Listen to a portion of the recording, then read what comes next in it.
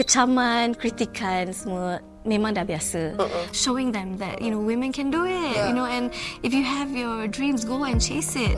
That every mother would want their kids to be able to look at them and say, I'm so proud of my mom. I'm so proud of my mom. She has her values.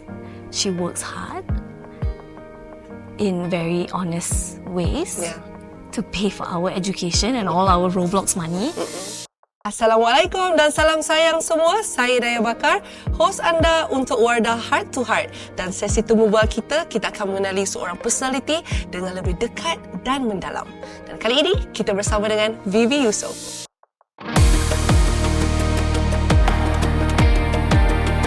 Hi Vivy. Hi Daya. You look very nice. Thank you. Nampak Thank you. You white. look amazing too. Terima kasih. Kita kena puji sama sendiri. Sama-sama, Kita hype each other up. Yes, betul. Hype girls. Betul. Okay, Vivy Yusof. Saya kena bagi tahu something dekat awak sebelum kita mula. Okay. Saya Tak kenal ada dalam skrip Tak ada. Memang kejutkan.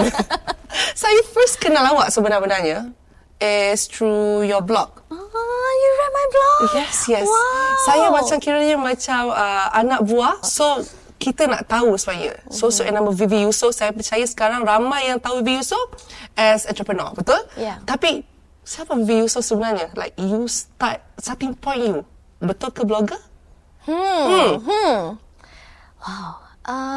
Well, okay. So, Vivy, for me, I dibesarkan I was born in Selangor. Dibesarkan di KL semua. And I am the youngest of two. So, I have a sister, but my kakak is like 7 tahun older. So, I essentially didn't have any friends at home lah. Okay. I cakap seorang, main seorang. Because I was like the only child. My sister pergi asrama penuh and it was just me. And my parents working semua. So, I think I banyak always imagining. I love role playing by myself. Dulu Vivi nak jadi cikgu. So my teddy bear semua jadi anak murid. Bagus. So I lah yang the bossy one, telling the teddy bear teaching math and all that. So I think I developed that sense of imagination and curiosity. And I love reading. Reading is like, I memang nerd lah habis. Like going to the bookstore, nak pergi kedai buku ni macam is like the best highlight of the day lah, right? Wow. Yeah, simple girl. so I would collect books and I would read. And when I read, I go into this like imaginary world of fantasy. I love, I don't know, I just have a wild sense of imagination. And I learned to love to read and write. So that's when I started my career lah, when I started writing. So I wrote my own book dekat buku latihan kat sekolah tu. Ni memang uji betul lah memang buku latihan sekolah. The brown buku latihan. I tulis buku, my own book. And it was a children's book, and I bila dah siap tulis tu, I bagi kat my friends untuk sewa. Wow. Kalau you baca, bagi I 50 sen. Dia terus buat bisnes dia. Dari kecil rupanya. I nak buat library card lagi. So the idea was to have like more books lah. But then, studies got in the way. So, but I think that was the starting point of Vivy Yusof. Like she loves to write, and her whole journey is really storytelling. Expressing herself in words. And then when I think I was 11. I tengah baca surat khabar masa tu, surat khabar. Adik-adik surat khabar tu. Pegang, baca. Besar. So there was this one line ditulis to anyone yang nak contribute article, please email to this email at that email lah. And I was like, maybe. Masa tu I budak, but I wrote about my grandma. So I tulis pasal my grandma, a very heartwarming story of the love of a grandmother for a granddaughter. So then I submitted to the email. Lepas tu tiap hari I duk beli newspaper, buka nak check ada tak my article. Did it come out? After I think 3 weeks, I saw it. And it was like The Grandest Love of All by Vivy Yusof. Wow. I still have the newspaper clipping and all that lah. Macam bangga lah, made it in life. And still ada I'm now a journalist. Sampai sekarang ada, Vivy simpan lagi. I also have a picture of it. So I think that was the moment where I'm like, wow, it got approved. Yeah. My writing got approved by, these professionals in the newspaper. And it's published. And it's published in the newspaper for free. But that's okay, And then I think yang tu bagi motivasi lah, and some kind of validation that, okay, maybe I can write. And then I started blogging. And blogging tu came so easy because mula-mula nak start blog tu, my friend started it for me. Sebab to me, I'm like, who wants to write about themselves? And who's going to read it? But my friend said, trust me, just write, and she said to me, like, you have a gift, just write. So she set up the blog for me. It's called Proud Duck. Yep. Yeah, because Duck is like our girl gang. Yep. And so it's like proud to be a duck. And I wrote anything from the heart, right? Okay, whatever. And then tiba-tiba, I found myself wanting to write every day. Sometimes a few times a day. And it came so naturally. Orang kau tulis one whole article to maybe 2 hours, I could do it in like 15 minutes. So the passion came naturally. And then the business, honestly, I think the business was a byproduct of Vivy Yusof, But when I reached my 10 years in business, I went back to writing. Yeah, and I wrote a book called The First Decade. So I think Vivy Yusof is a writer. Woo! That's the story macam mana daripada mula you menulis sebenarnya and sampai you dah keluar buku. Dan sebenarnya kalau sejujurnya Vivy, kalau Daya baca Vivy tulis tu, memang you are very witty, Like macam you akan senang Daya nak puji Vivy tu best je. Janganlah macam tu. Tapi it's true. Sebab kadang-kadang you have to watch something. Kita kena menonton baru kita akan rasa kelakar kan. Tapi macam penulisan you, I merasa macam dia ni banyak pula idea dia. Macam tu. You. And I think orang rasa connected because bila I rasa you lah, Vivy Yusof, something about you is like you present yourself as really you. Faham tak? Walaupun you guna nama duck ke apa dan sebagainya kan. I had code names because tak nak my parents tahu that it was me. Okay. So gambar pun pixelated. And then one day masa my graduation day, my dad came to me and my dad was like, okay, so congratulations, you finish your one phase of your life, you're about to enter your next phase, your working life. But I just want to tell you, don't stop writing. So then I was like, what do you mean? And then he said, I know about your blog. I've been reading it for 3 years because I started my blog in uni in London. So that was his way of keeping up with me. But dia tak nak bagi tahu yang dia tahu because nanti I stop tulis pula. Betul. So he knew where I went. Pandai, my dad pandai. Boyfriend semua rahsia semua tahu dah. So I think it plays such an important role when you have the blessing of your parents. When my dad gave it the okay, terus I went all out. I told my name. I started publishing my picture. And that's when I think people knew Vivy Yusof lah. So macam saya rasa ada orang yang mungkin baru kenal Vivy as in dalam fashion world. Kan? Okay, daripada writing dan sebagainya, imagination you dalam menulis, and how does it turn into business pula? This is another interesting part kan. Adakah kalau dulu tengok Vivy kalau upload apa-apa, saya rasa macam semua orang akan ambil dan beli apa yang Vivy pakai. So adakah you berbeza kecil memang macam tu juga ke? Play dress up ke? So macam mana? Fashion is not my love. My love is business. Apart from writing. I thought you want to say my love is Fazza. Also, Fazza also watching this, right? I love Fazza. So my third love is business. So I love selling things. I love creating. So dulu I had my first business when I was 9 or 8. I did the friendship bracelet. Dulu friendship bracelet boleh tak nama, and then you pilih your benang. So if you want like a single colour friendship bracelet, I charge yang ni. Kalau you nak dua colour, mahal sikit. Kalau nak letak nama you, I charge yang macam ni. Each alphabet, I charge. Memang businesswoman So I loved it. So when the teacher tengah teach in class, I kat belakang tengah, I nak siapkan order ni. Siapa nama teacher ni? Mana tahu teacher tengah tengok macam rahsia. Tapi kelas dapat A. Tak apa. Cikgu tak marah. Okay. So I think that was the two went together lah. Storytelling and business. It went together. My dad's also a businessman, so I banyak belajar from him. I grew up in a family business lah, so I watched him. I watched how he negotiate. I watched how he turned nothing into something. And I seem to like that. So he saw that from early on. I jual buku, I jual card, jual bracelet. I jual bracelet, I jual baju, I jual macam-macam, you know. So those were all I realized practice for me to then really start a proper business. I knew from the get-go, walaupun I ambil bidang guaman, I knew I tak nak jadi lawyer. I tak nak jadi peguam. Macam bercakap dengan cermin sekarang ni. Oh, you too? Okay. Dia jadi lawyer buruk kan? Dia nak jadi betul-betul. Dia jadi lawyer cantik lah. Lawyer cantik. Okay, fine. So, I knew already, so I didn't want to take the bar, terus nak balik. Oh, okay. Yeah, so nak balik, the idea was for me to join the family business. But my dad's business is in construction and property development, you know, so it's a very masculine business yang I tak tahu benda. Okay.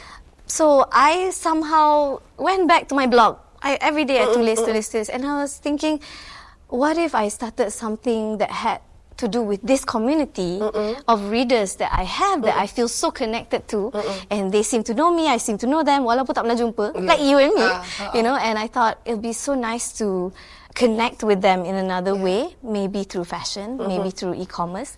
And masa itulah Vivi dapat idea from things I saw when I was in London. There were many online websites, shopping online, order je dapat kat rumah the next day, sometimes same day. And then bila balik Malaysia, I realised tak ada anything like that in 2010. Yeah. So that's when I thought, I think there's something here. And for me, I think I was very blessed to start Fashion Valley, my first business, in that time. Because masa tu e-commerce tengah nak boom. If I had started today, it would be very different. You know, but I started 13 years ago. Yeah, betul. So timing was right. Okay. If I may ask, macam the person that inspire you the most, or your go-to person, maybe, macam untuk you nak consult anything, Yeah. who will be? I don't think there's one person you can go to get everything from. You know, for me, I have lucky enough to have a few people in my life yang very close to me, yang I selalu come to for support. Because being so public, running a business in public is very tough. And you cannot say certain things, you cannot slip up and tell the public certain things. Of course, there's so many ups and downs running a business. It's really hard. So you need your trusted group of friends lah. So for me, funnily enough, I don't talk to my parents when I have problems. Because I tak nak dia orang risau. So every time I see them, even though I'm crying inside, how are you today? Good. You know, I had a good day. Nangis tapi like, one tear, I'm great. You know, I tak nak dia orang risau because enough lah. They've given me so much in life. You know, why worry them some more? So every time I see them, everything's great. So the people I go to is definitely my husband. I think the most important person for anybody is your spouse, who you choose as your spouse. They need to support you, they need to compliment you, they need to be your pillar, because it could go so wrong if you didn't have a good support system in a spouse, right? So he and I were very loving. He's just wonderful. You know, I turn to him for almost everything. But for a more softer approach, I go to my best friends. Yeah, so I have my two best friends who I speak to every day. And then kalau nak manja, I go to my sister, my older sister. You know, so I know who to go to.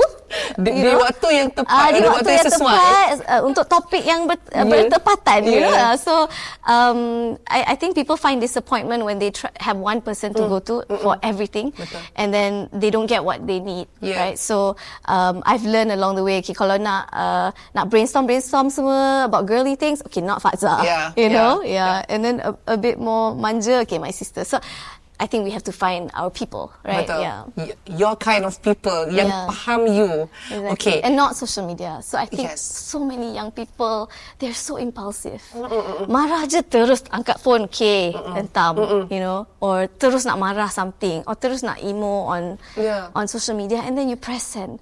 So you're not thinking straight right now. You know, if you're feeling so much emotion, sabar lu, duduk lu, sit down, tenang dulu, don't act there and then. So a lot of people, you know, they mess up also because they say things on social media when they're not thinking straight. And I've also done that. So I learned over the years, okay, calm down, don't respond to everything. Okay, bawa bertenang dulu. Let's see how this plays, you know. So bukan semua perkara memerlukan respon sometimes.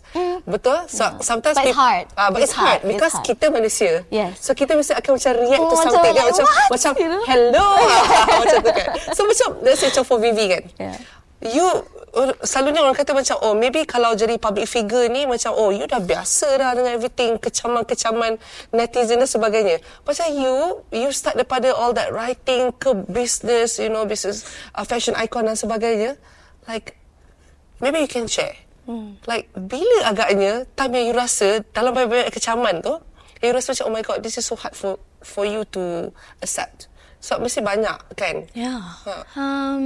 People who know Vivy Yusof like baru-baru ni, they don't know that my journey has been many years. I've been writing for, I don't know, 15, 16 years from blogging. So I've been public since then. I started my blog since then. So kecaman, kritikan semua memang dah biasa. Over the years, after having experience, you will know how to navigate and what to say, how to react, what not to say. And I've made so many mistakes. Ya Allah, like I lawan balik, I not give my receipts, you know, I'm like, that's not true, this is what really happened, you know. And after a while, you're like, why am I doing that? You cakap ke, you tak cakap ke? People want drama, you know. So even when you're defending yourself, they don't want you to defend yourself because they want drama. So, you know, so it's, don't give it to them. Don't play their game, right? So a lot of the times I had to hold back, but I'm human, right? So there were many times over the years yang, of course, kecil hati lah, because so many fitnah, like especially if you're in business, you know, a lot of maybe envy, maybe hasad dengki, can, especially if you're rising. And for me, I think I rose fast and a bit dangerously fast, you know. So I caught the attention of many people. Yeah, betul. And when you receive that attention, it's a combination of bad and good, right? There are people who nak support you, nak tengok, you know, they always say lah, anak Malaysia, nak tengok anak Malaysia rise, you know, we should be proud.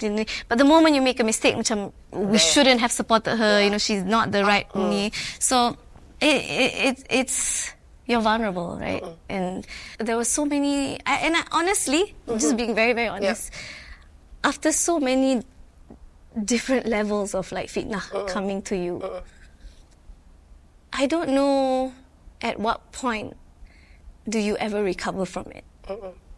Because when people say things about you that's not true, and here you are like working so hard to build this, to make your country proud, to make people proud, and to reach out to women and make their life easier, make them feel confident, and you know, the niyat is always there, but it's the journey that's just so difficult sometimes. And with the social media being so uncontrollable, things can fall in a second, right? So you build your reputation for so many years, it can just be dropped in a second. Not even through your doings, but through fitnah. Like, you know, it's happened to me so many times, and I don't think I've ever like fully recovered from it, right? You just live life as normal. But I think in 2020, I went through a really hard time. I mean, if they say small things, okay, can recover from it. But there was a moment when in 2020, I don't know if you have time, if I can share. Please. One of the incidents was that everyone was going through a hard time during pandemic, right? Businesses were closing down. So I made a statement like, please help businesses as well. Because businesses were closing and people would be out of jobs. So I kept saying, please help businesses as well. And people twisted my words to say that, oh, she said that don't help the poor, help the businesses instead. Which I never ever said. And no one until today could produce a proof that I said that. Where's the video? Where's the screenshot that I said that? It doesn't exist because I didn't say it. But someone tweeted it. And because of that tweet, it just got reposted like hundreds of thousands of times. So in one day, my reputation just...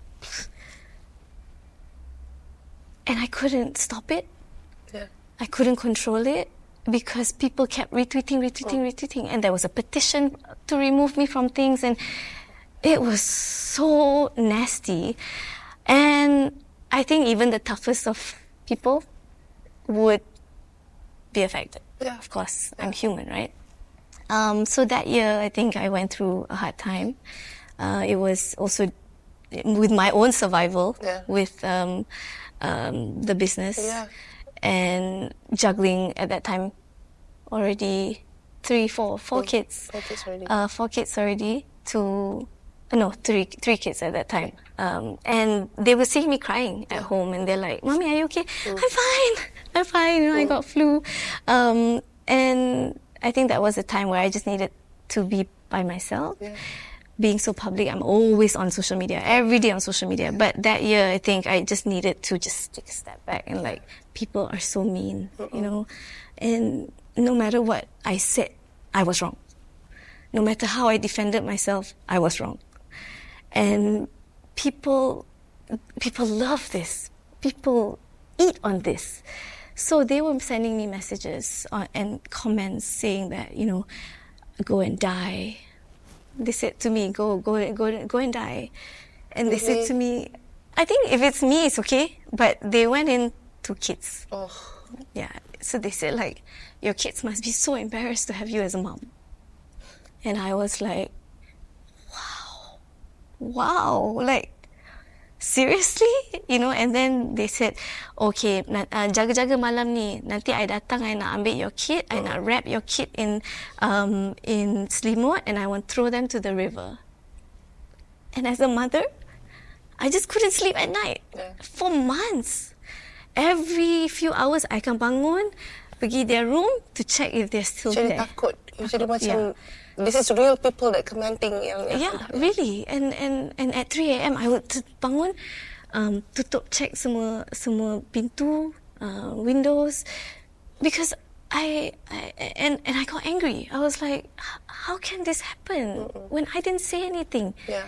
And suddenly it's truth, just like that. How? And I thought, how unfair. How can this happen? You know. And what I did, honestly, I just started praying more. It was going to Ramadan, so I told myself, look, this is your chance to get closer to God, because maybe along the way you forgot Him. Maybe along the way you got busy with your business that's growing and booming, and you forgot who created all of this and who's giving it to you. So I took that as an opportunity to go back to Him. And the first moment during Ramadan too, I thought, okay, I want to learn the surah, every single surah, I nak belajar. So every day I took a challenge to learn one surah a day. When I was studying about Al-Baqarah, there was this ayat at the end, verily with hardship comes ease. No, that just spoke to me, and like, God will never burden you what you can't, more than you can bear. So I'm like, oh, wait a minute. I can bear this. He's given this to me, so this is my privilege to show Him. To show Him yang I can come out from this and I will still believe in Him. You know, and this was His way to wake me up. Sikit je, bagi cubit sikit je. Cubit sikit je. Don't be so arrogant. You know, come back down to earth. You know, come back to me. And so that moment, I just felt so much love. You know, like, and then I'm like, okay, but you could have done it in another way. But, why? But I felt like, what am I upset about? At the end of the day, I'm going back to Him, and this was His wake up call for me. You know, and ever since then, I think it's been rocky, trying to navigate, trying to understand who am I. You know, what do I stand for? Apart from being a businesswoman, what else? You know, it's very hard to define yourself. You know, when people say like, who are you? Say, I'm Vivy, I'm an entrepreneur. Okay, I didn't ask for your occupation. I asked about you. Who are you? And I'm like, I'm Vivy, a mother of 4. And so I didn't ask about, you know, your family. I asked about you. Who are you? And I'm like, I'm Vivy, I like to read. You know, it's I think as we grow, that it'll be a cycle. Like, you will have to re-evolve and redefine who you are, and find back like who is this person. And I think I'm still trying to find who Vivy Yusof is. Bagaimana you membahagikan masa with your family, with your work? Macam mana? Wow. Okay. So I don't know. I live life like, you know, every day, just taking it one step at a time. So I think I don't stress myself out with work-life balance. Macam, okay, I kena berapa jam ni, kena work, berapa jam kena life, you know. Work is also life. Yeah. You know, it's also paying for your kids. So like, there's no really fine work-life. Like, work is life, life is also work. Like, it's all one, right? So I believe that if you obsess about work-life balance, you're going to get stressed. Because there's never going to be a perfect, like, today I'm a great mom, I'm a great employee today. You know, all, semua great wife, great daughter, great everything. 5 out of 5, you know, for all in one day. Doesn't exist. And I think that's what this, you know, the younger generation are looking for that. And how do we tell them, like, you're looking for something that doesn't exist, you know?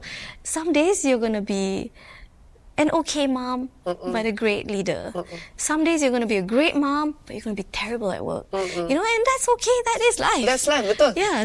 So for me, I tak tahu macam nak bahagikan masa properly, like perfectly formula. There's no such formula. I know it's Ramadan.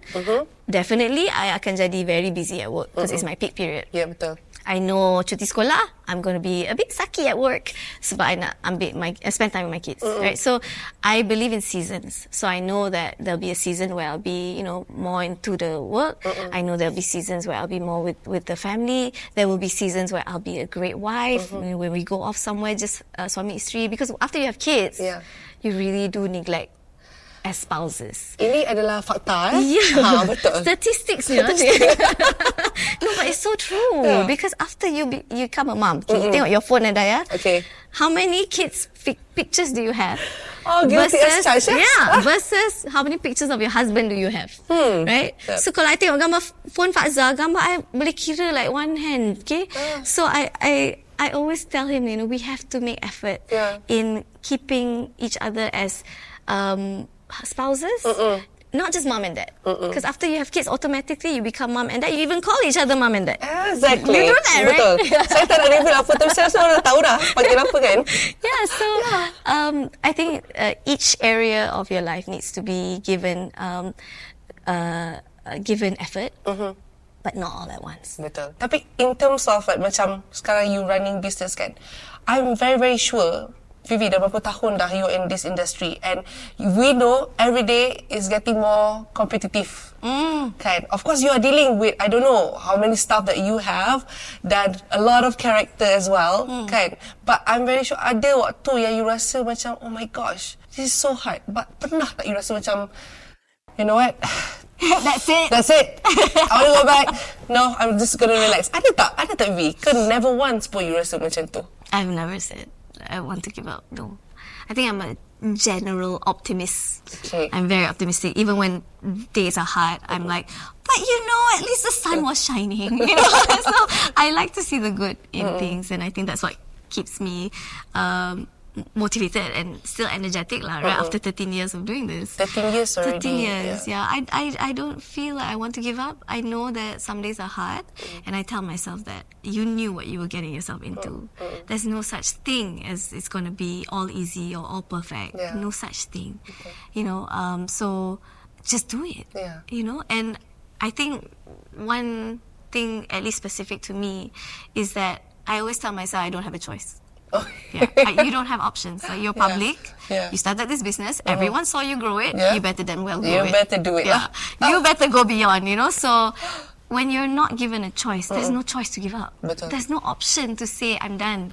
There's no option. You know, I do hold myself responsible to, you know, I share my journey with the public. I share with my followers. So I need to keep that up. You know, to keep showing them that, you know, women can do it, you know, and if you have your dreams, go and chase it. So I have to believe that myself. So when you give yourself an option, that's when you might want to give up. So but if you tell yourself, I have no choice, there's no way you can give up. So you letak je, tak ada pilihan. Tak ada pilihan, I need to do this. I kena buat dengan baik, macam tu, sehabis baik. Okay, but the toughest thing that you rasa macam, I know banyak, I know banyak, but satu benda yang rasa sangat-sangat tough for you. in your own there's journey? a saying like, right? Entrepreneurs are crazy people. We're crazy. Why would you choose to have a life where you put your financials at risk, your personal finance at risk also, because you have to take loans, you have to do this, all personal guarantee, to grow something that is, you don't know if it's going to work or not. Yeah. And to be subject to so many rejections daily sometimes, and to manage so many different kind of characters, to manage every single department, and to have people leave, at any time and come back at any time. So it's just why? Who would do this crazy job? You know?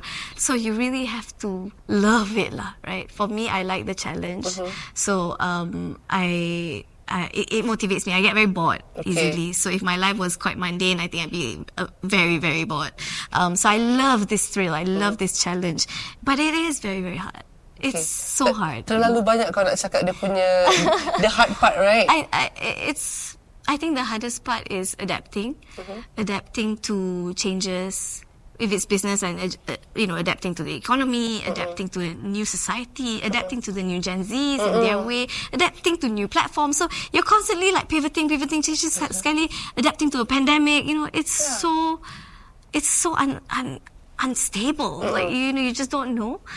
So it really takes the leader to make sure that you can still navigate through anything. You might have to pivot along the way, here, there, and whoever stays with you for the ride will stay with you for the ride, but at least to me, I see it as like a fun challenge. It's good that macam you are like very optimistic. I mean, a bit too optimistic sometimes. I get in trouble. But because you said entrepreneurs is crazy, kan? But you must have that craziness, I think, to meneruskan apa saja yang you ada plan in your head. And another thing I think that entrepreneurs have to prepare for is that mental resilience, the emotional resilience also, because running a business, you will be faced with many no's. You want that deal, tak dapat. You pitch to this, tak dapat. You want to go to another country, you might fail. You buka kedai sekali, kedai you tak ada orang datang. You've put money into this product, product ni tak jual. So all this it's your heart is like macam ni lah. It's like roller coaster. Happy tak happy, happy tak happy. So it's that you need that emotional strength, because you might have a good day. Katalah, okay, you hit it out of the park, 100% sell-through rate for this lipstick, and then suddenly, boss, can I see you for 5 minutes? And your key person said, sorry boss, I'm going to a competitor. Thank you for everything. Macam tu. And then you're like, baru je celebrate or something. Now I have to someone resigned. The next day, stock tak sampai ke, salah color ke. It's constant emotional ups and downs every day. So entrepreneurs have to think, do you want this life? And I think when I started and I rose, there were a lot of people that wanted to be entrepreneurs because it looked like glamorous. And I always tell them, look, what you see on Instagram is like the 2% of glamour that you're going to get. The rest is like, you're going to be crying like me, So you have to be prepared for that life if you want this. So it is a really hard job. And the hardest thing is, for me, the emotional strength to keep going on even when it's hard. Yeah, okay. I mean, bercakap pasal emotional kan. Yes, you are a public figure, though you are emotional ataupun tengah ada roller coaster dekat dalam jiwa you tak boleh tunjuk dekat orang. Betul tak? Dekat office tak boleh. I mean, maybe to your husband and child lah kan. Mungkin itu je yang tempat selamat untuk you sampaikan. But di sebalik figura namanya Vivy Yusof, right? Everyone ada dia punya soft spot tau. Ada perkara yang macam dia rasa macam I don't know how I can deal with this. Macam you, dari tadi saya tanya you are very optimistic. You are like, it's okay, I have to do it. Kalau tak buat dia mati, besok akan teruskan juga kan. But okay, maybe ada tak any words that you live by, or ada pesanan from maybe your parents or anyone at all, yang you rasa macam, I suka apa benda that nasihat, macam it really hits you. Right. I think it would come from my mom. See, my parents are very opposites. My dad is the go getter. You know, like I raised you to be confident, you know, successful, and you know. And then my mom's like, jangan lupa semayang, elok-elok sikit, tudung labuhkan sikit. That kind of. I have a balance, and I love that I have this balance. And I feel so blessed that I'm given both, and in such a loving childhood and family. And my mom always says this to me. She said, V, kalau rezeki you punya lah. What's meant for you is yours. And no one, no competitor, nobody can take it away if Allah says that's for you. And if it's not meant for you, it's not meant for you. Because Allah said that already. And maybe because He's protecting you from something, because that might not be good for you and you didn't know that. Yep. So when you put that kind of trust, if it's meant for you, it's meant for you. It gives this crazy entrepreneurial journey some sanity, some peace. Yep. You know, because going through ups and downs daily does a lot of things to your heart, you know, and your mental capacity. Sometimes you can't take it, but then you're like, no, if it's meant for me, it's gonna be mine. Yeah. Maybe not today, maybe next year, maybe 10 years time. And I reflect back, there were so many things that I really wanted. And tak dapat. Kenapa? Why did I fail in Middle East? Why did I fail in Indonesia? Why did I fail in the UK? Why didn't I get that dream? I worked so hard. There was a plan, there was a research, there were customer surveys. Kenapa tak jadi-jadi? Kat mana salahnya? Kat mana salah? And then I now, at this point of my life, I'm like, thank God that didn't happen. Because for me, for me specifically, the business model was wrong. You know, I had to pivot before that can happen. So now I'm like, oh, I see it. You know, I see it. Thank you. Yeah, thank you for protecting me, because had I gotten it, tak tahu apa akan jadi. it'd be worse. Yeah. You know, so yeah, what's yours is yours. Will always be yours. What's not meant for you is probably a protection from above. Betul. Yeah. Dia dalam ayat yang lebih mudah, rezeki tak akan pernah salah alamat. Oh, okay. Postcode semua betul. Boleh jadi tagline dalam caption terbaru ke apa kejap lagi kan? I mean, okay, Vivy. About your book, I didn't touch about your book. Okay, sebab you're a writer, so your book pun memang macam wow, like everybody's talking about it. Thank you. Kan? And do you have plans like to write more books? Oh my gosh. Adakah If only you knew that book took like almost 2 years to tulis, okay? So I think the next book maybe 2034. Kena kira tahun. Yeah, I mean it was a difficult.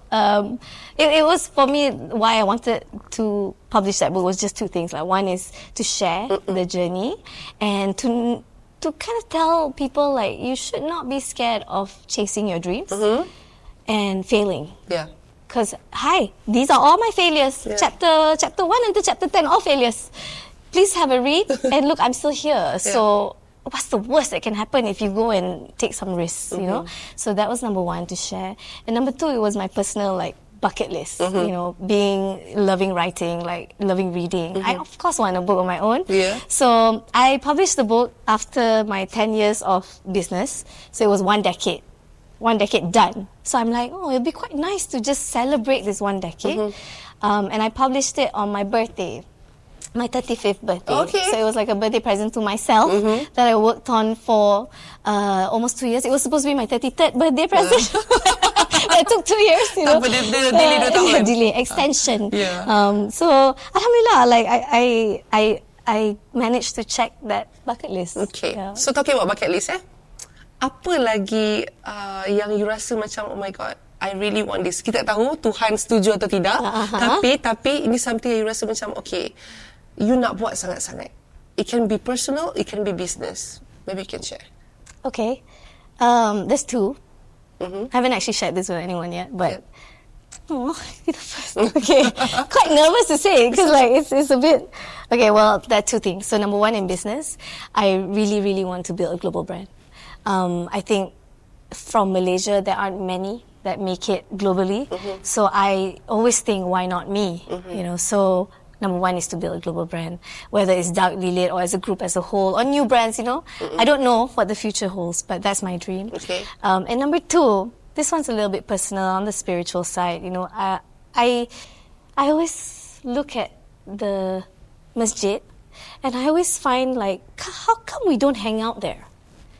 How come we like to be in malls and all that, but we just never go to the mosque and hang out there? And to attract the youth, to attract younger people from my community, you know, we can start small, but to have more engagements there. In the masjid, In the dalam masjid. and then around the masjid, we can have nice cafes, you know, to attract people to come and hang out at the mosque, you know. So that's something I've been thinking up for a while, but I never really say to anyone because I feel like it might be cheesy, you know, but who cares? Like, you know, I want to do that, and I don't have to wait for a big hoopla. I can already start that on my own. So macam maybe this Ramadan, I want to invite some of my friends to like have a talk there, you know, slowly familiarize ourselves, because that I don't know, when I'm at the mosque, I feel a sense of peace and a sense of serenity that I don't get anywhere else.